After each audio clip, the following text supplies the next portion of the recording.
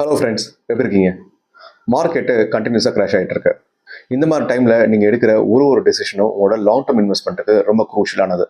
நீங்கள் எடுக்கிற ஒரு சின்ன தப்பான ஒரு டெசிஷன் உங்களோட லாங் டேர்ம் இன்வெஸ்ட்மெண்ட்டோட ரிட்டர்னை பாதிக்கும்.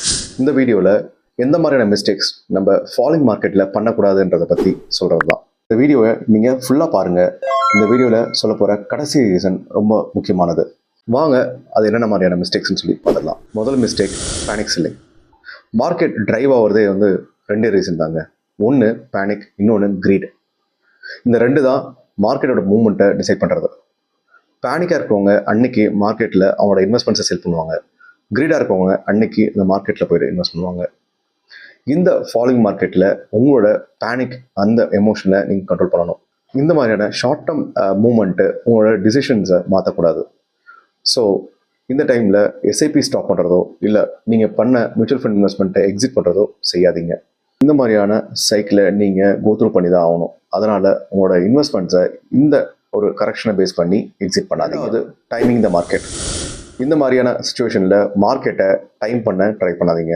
இதுதான் பாட்டமாக இருக்கும்ன்றதை டிசைட் பண்ணாதீங்க. உங்களோட இன்வெஸ்ட்மெண்ட்டை ரெகுலராக பண்ணுங்கள். அது எஸ்ஐபியாக இருந்தால் இன்னும் பெட்டராக இருக்கும். அது டைவர்சிஃபிகேஷன். இது நம்ம லாஸ்ட் வீடியோவில் கூட பார்த்துருப்போம். இந்த மாதிரியான ஃபாலிங் மார்க்கெட்டில் உங்களோட டைவர்சிஃபிகேஷன் ரொம்ப முக்கியம்.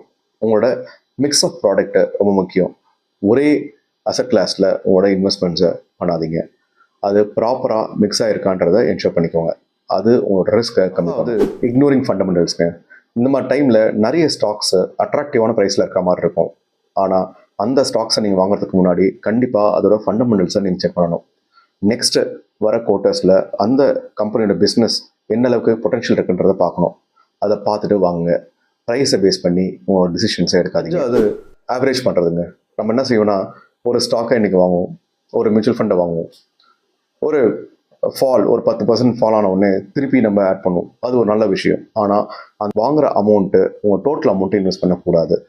உங்களோட இன்கேஸ் நீங்கள் ஒரு 1 lakh நீங்கள் ஃபர்தராக மார்க்கெட்டில் ஃபால் ஆகிருக்குன்னு ஆட் பண்ணால் அந்த 1 lakh அட்லீஸ்ட் ஒரு 10 டிவைட் பண்ணுங்கள். 10,000 அடுத்த வர 2-3 மாதத்துக்கு பண்ணுங்கள்.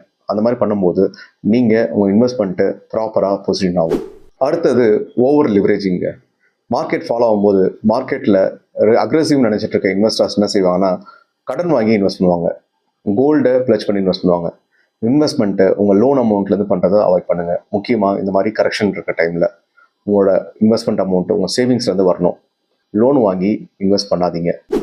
அடுத்தது நம்ம நியூஸை பேஸ் பண்ணி இன்வெஸ்ட் பண்ணுறது, இல்லை நியூஸை பேஸ் பண்ணி நம்ம இன்ஃப்ளூயன்ஸ் ஆகிறது.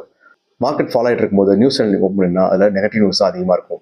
நாளைக்கே உலகமே என்ன வர மாதிரி நியூஸஸ் வந்துட்டு இருக்கும். ஸோ நியூஸை பேஸ் பண்ணி உங்களோட டிசிஷனை எடுக்காதீங்க. ஸோ நம்ம கடைசி பகுதிக்கு வந்துட்டோம். அந்த கடைசியாக நான் சொன்ன ரீசன் என்னென்னா, நீங்கள் ஒரு இன்வெஸ்ட்மெண்ட் பண்ணுறதுக்கு முன்னாடி ஒரு டிசிஷன் எடுத்திருப்பீங்க, ஒரு டைம் ஹாரிசான் ஃபிக்ஸ் பண்ணியிருப்பீங்க. அதை கண்டினியூ பண்ணுங்கள். இந்த மாதிரியான ஷார்ட் டேர்ம் மூமெண்ட்டை பேஸ் பண்ணி உங்களோட இன்வெஸ்ட்மெண்ட்லேருந்து எக்ஸிட் ஆகாதீங்க. இதில் ஏதாவது டவுட் இருந்தால் கமெண்ட்ஸில் போடுங்க, நான் உங்களுக்கு ஆன்சர் பண்ணுறேன். இந்த வீடியோ உங்களுக்கு பிடிச்சிருந்தா உங்கள் ஃப்ரெண்ட்ஸ் ஃபேமிலிக்கு ஷேர் பண்ணுங்கள். இந்த சேனலை சப்ஸ்கிரைப் பண்ணுங்கள். நம்ம நெக்ஸ்ட் ஒரு வீடியோவில் பார்ப்போம். இது உங்கள் நிதி பழகு சேனல், கற்போம் கற்பிப்போம் வித் விஜய். தேங்க்யூ.